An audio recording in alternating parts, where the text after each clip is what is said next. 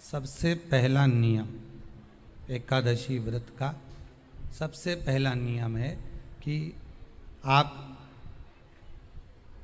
जिस दिन व्रत करो उसके एक दिन पहले भक्ति का संचार इस हृदय में कर लो। भक्ति का संचार इस हृदय में कर लीजिए। जिस दिन आप व्रत करो, जैसे एकादशी का व्रत कर रहे हो तो दशमी के दिन शाम का समय जब आवे, रात्रि जब होने लगे, शाम का समय आवे और रात्रि का आप जब भोजन ग्रहण करो तो उस भोजन में कोई ऐसा पदार्थ ग्रहण मत करिए जिस पदार्थ के कारण आपकी एकादशी बिगड़ जाए।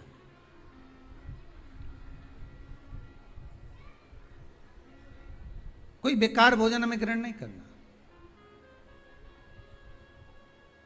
श्रेष्ठ भोजन ग्रहण करिए दशमी के दिन। और एकादशी का दूसरा नियम बहुत ध्यान से सुनिएगा। जिस दिन आपकी एकादशी का व्रत हो उस दिन प्रयास करिएगा कि अपने हाथ से किसी भी वृक्ष की कोई पत्ती टूटे ना। अपने हाथ से किसी भी वृक्ष की, पौधे की, किसी भी वृक्ष की पत्ती अपने हाथ से ना टूटे। बहुत ध्यान दीजिएगा महाराज। एकादशी का ये दूसरा नियम है कि अपने हाथ से किसी पौधे की, किसी वृक्ष की, किसी डाली की कोई पत्ती टूटे ना, कोई पत्ती ना टूटे, इसका प्रयास करिए।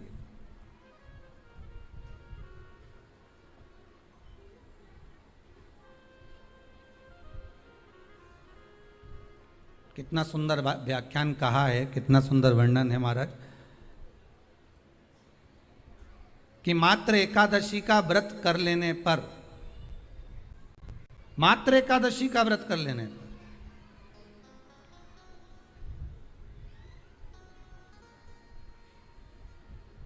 जो पूर्व में किया गया हमारा पाप कर्म है, हमने किसी जीव की हत्या करी है, हमने किसी को कष्ट प्रदान करा है, हमने किसी को अपशब्द कहा है, हमने किसी को ताने दिए, हमने किसी को आड़ा टेढ़ा कहा है, हमने किसी को गालियां दे दी है, मात्र एकादशी का व्रत ही कर लेने पर ये सारे जो दोष हैं वो समाप्त हो जाते हैं।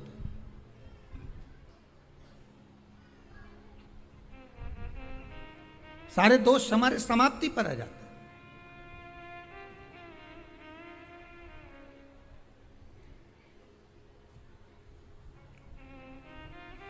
अब एक विचार करिएगा थोड़ा सा अपने मन में, अपने चित्त में, अपनी वृत्ति में एक बात उतारिएगा। एक अपने मन में एक बात को उतार कर रखिएगा कि आप अपने पाप को, अपने पाप कर्म को जिस दिन क्षीण करने वाले हो, समाप्त करने वाले हो, अपने पाप को आप जिस दिन समाप्ति पर लेकर जा रहे हो तो उसके एक दिन पहले आपको प्रसन्नता होना चाहिए कि नहीं होना चाहिए कि कल मेरा पाप कटने वाला है, कल मेरा पाप समाप्त होने वाला है, जो मैंने पाप कर्म करा है वो समाप्त होगा, जो मैंने पाप कर्म करा है वो कल समाप्त हो जाएगा। तो एक दिन पहले आपके चेहरे पर प्रसन्नता हो कि ना हो?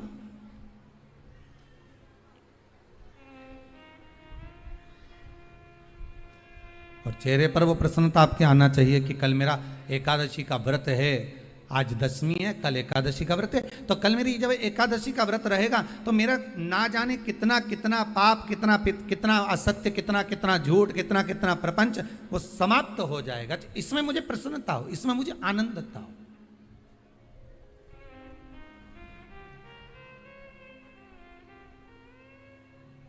तो क्या कहा गया कि प्रयास करिएगा कि एकादशी के दिन कोई वृक्ष की, कोई डाली की, कोई कोपल की कोई पत्ती ना तोड़ी जाए। क्यों?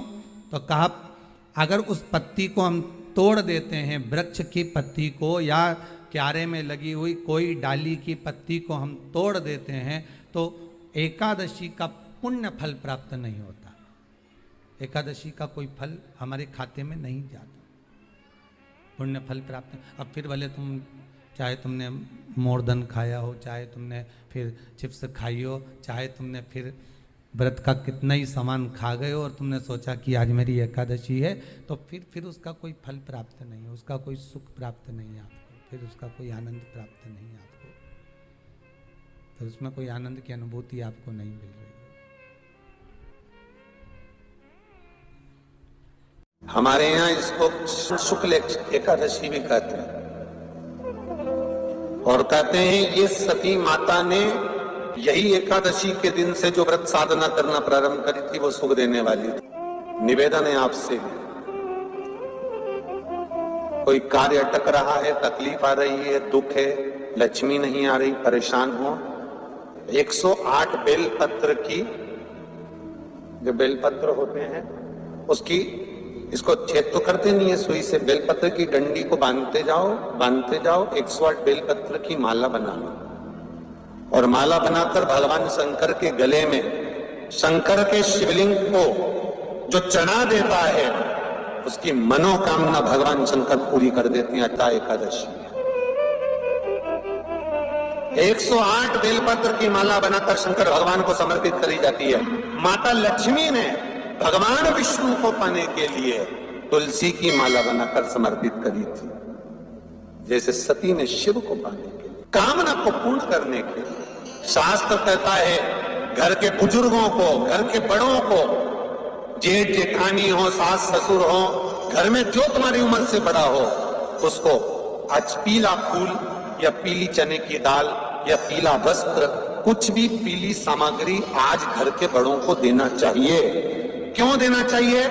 तो शिव महापुराण की कथा कहती है कि जो शुक्ल पक्षी की एकादशी के दिन पीली वस्तु का दान दे देता है, घर के किसी ब्राह्मण को देने नहीं जाना, किसी मंदिर में देने नहीं जाना, आपके ही घर में, आपके ही घर के बड़ों को कोई भी पीली चीज का दान कर सकते। फूल हो, मिठाई हो, कोई अनाज हो, कोई वस्त्र हो, पीली वस्तु का दान दे। क्यों होगा? क्या होगा उससे?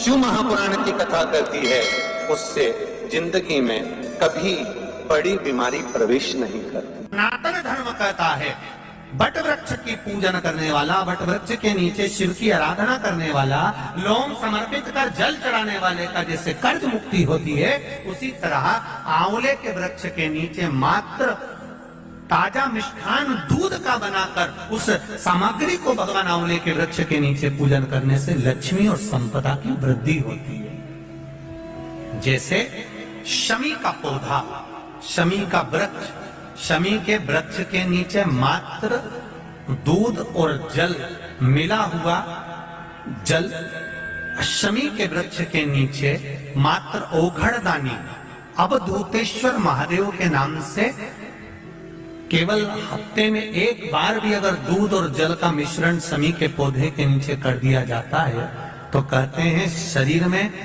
बड़ी से बड़ी अगर बीमारी है, कहीं कैंसर जैसा रोग है या किडनी लीवर जैसा रोग है, कोई भी तकलीफ, कोई गांठ अगर शरीर में हो गई है, तो शमी के वृक्ष के नीचे दूध का जल थोड़ा सा हफ्ते में एक बार अवधूतेश्वर महादेव के नाम से समर्पित कर देने से रोग का निवारण होने लगता है, रोग थम जाता है और उस आगे नहीं बढ़ पाता और उसका इलाज चालू होता है। बस एक बात का स्मरण रहे आप, आंवले के वृक्ष के नीचे अगर कोई भोग लगाया गया है पा सकते हैं, पीपल के वृक्ष के नीचे कोई भोग लगाया है पा सकते हैं, बट वृक्ष के नीचे कोई भोग लगाया गया है पा सकते हैं।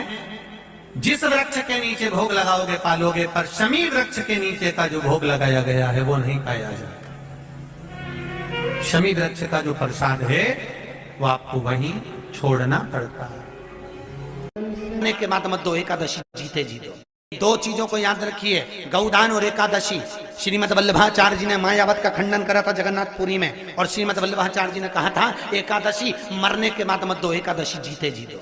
कहा था कि नहीं कहा था? जीते जी दान करिए। इसलिए जगदीश में, जगन्नाथपुरी में एकादशी उल्टी लटकी हुई है। करें आपने दर्शन? जगदीश में एकादशी को उल्टा लटकाया। क्यों? क्योंकि वल्लभ ने कहा कि एकादशी जीते जी दो। कई पंडितों कहते हैं तुम्हारे दादाजी मर गए, जब 12वें का दिन होता है ना तो पंडित जी संकल्प छुड़ाते हैं, दो एकादशी। बड़े बेटे ने 5 दे दी, छोटी बहू ने 3 दे दी, उसने 2 दे दी, उसने 2 दे दी, तो क्या तुम्हारे दादाजी भिखारी थे जो तुम्हारी एकादशियां लेकर जाएंगे? और तुम कौन होते हो दादाजी को एकादशी देने वाले? तुमने कौन सा इतने पुण्य कर लिए जो तुमने एकादशी दे दी?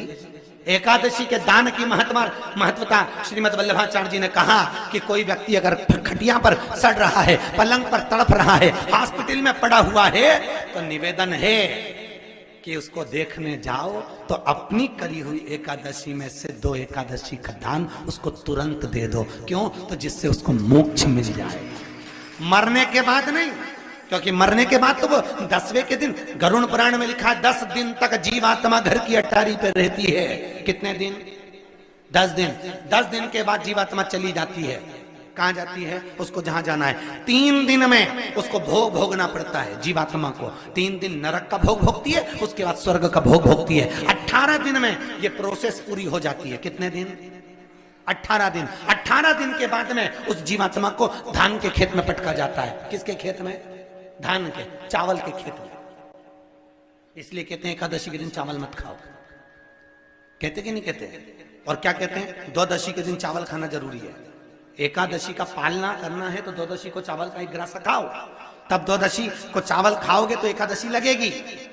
चावल नहीं खाओगे तो एकादशी नहीं लगेगी। द्वादशी को चावल खाना जरूरी है। क्यों कहते हैं? क्योंकि धान के खेत में जीव को छोड़ा जाता है, उस धान के खेत में, चावल के खेत में जीवात्मा रहती है। उसको चिड़िया खाती है तो चिड़िया के रूप में जन्म लेता है, मनुष्य खाता है तो मनुष्य के रूप में जन्म लेता है। इसलिए एकादशी के दिन चावल नहीं खाया जाता, क्योंकि एकादशी के दिन हम चावल खाएंगे तो जीव हत्या का दोष लग जाएगा।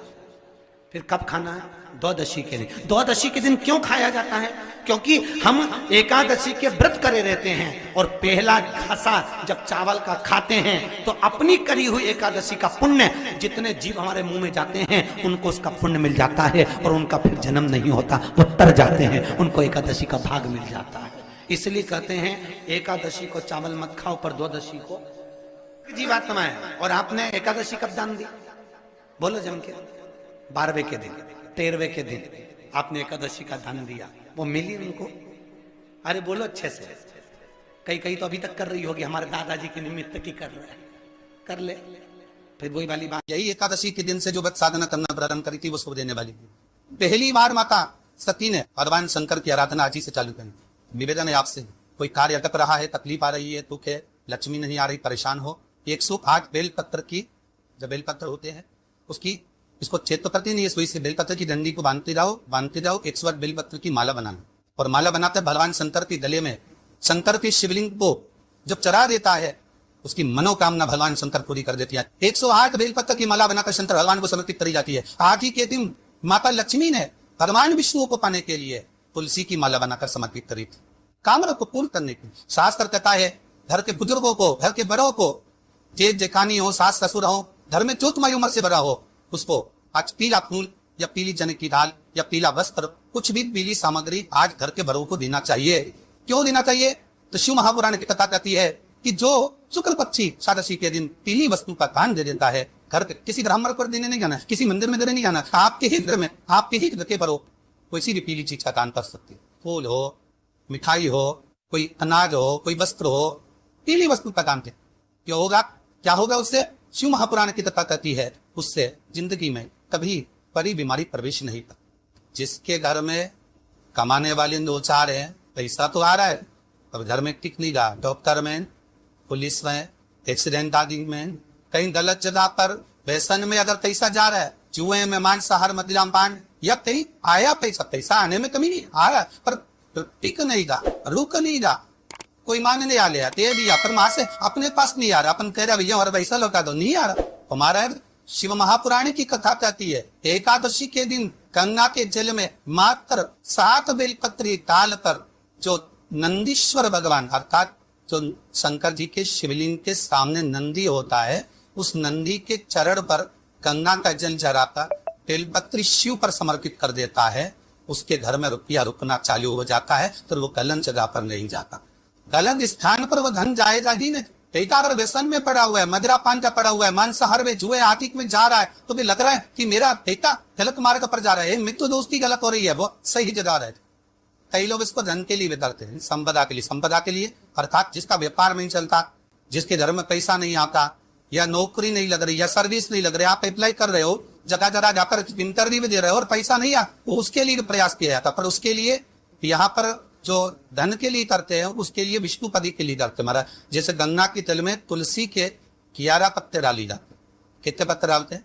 11 तुलसी के पत्ते डालते हैं। और उसको किसी भी नारायण के मंदिर में राम कृष्ण शिव शंकर राम कृष्ण भगवान विष्णु दत्त आदि जितने नारायण के मंदिर है उस मंदिर में किसी भी पात्र में, एक छोटे से पात्र में उसको भरकर रखी जाते महाराज। उससे भी जॉब सर्विस नौकरी में सफलता प्राप्त। और एकादशी का दूसरा नियम बहुत ध्यान से सुनिएगा। जिस दिन आपकी एकादशी का व्रत हो उस दिन प्रयास करिएगा कि अपने हाथ से किसी भी वृक्ष की कोई पत्ती टूटे ना। किसी भी वृक्ष की, पौधे की, किसी भी वृक्ष की पत्ती अपने हाथ से ना टूटे।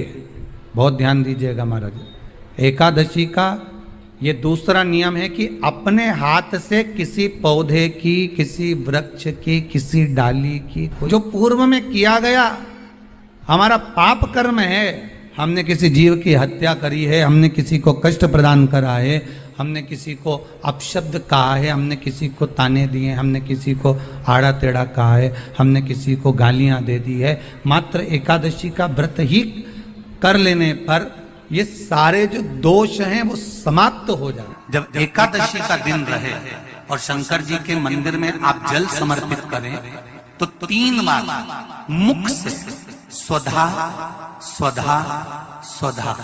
गंगा के जल में एकादशी के दिन 7 बेलपत्री डालकर जो नंदीश्वर भगवान अर्थात जो शंकर जी के शिवलिंग के सामने नंदी होता है उस नंदी के चरण पर गंगा का जल चढ़ाकर बेलपत्री शिव पर समर्पित कर देता है, उसके घर में रुपया रुकना चालू हो जाता है, फिर वो गलत जगह पर नहीं जाता।